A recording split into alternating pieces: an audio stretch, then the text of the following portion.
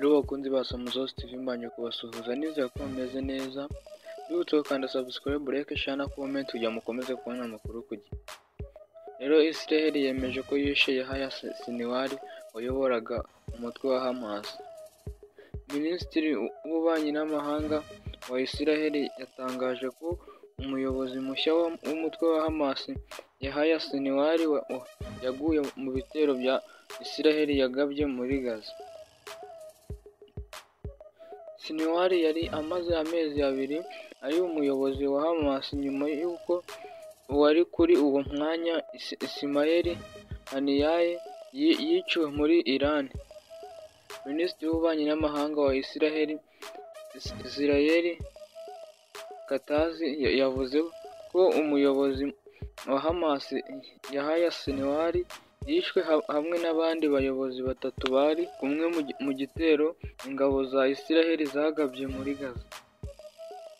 Ati iki ni ikintu gikomeye kandi n'intsinzi kuri Israel yagezeho mu kurwanya umutwe w'iterabwoba ushingiye ku idini rya Isilamu ufashwa na Iran. Kwishwa k'uyu muyobozi biratanga amahirwe kuri Israel yo kubohora abatwawe bunyago n'umutwe wa Hamas no kurandura burundu uyu mutwe. Uterwa inkunga n'igihugu cya Iran. Hagati y'abo Minisitiri w'Ingabo Yoav Gallant mu nyandiko yanditse kuri X yavuze ko abanzi ba Israel badashobora kwihisha. Yongeyeho ati tuzabakurikirana kandi tuzabakuraho.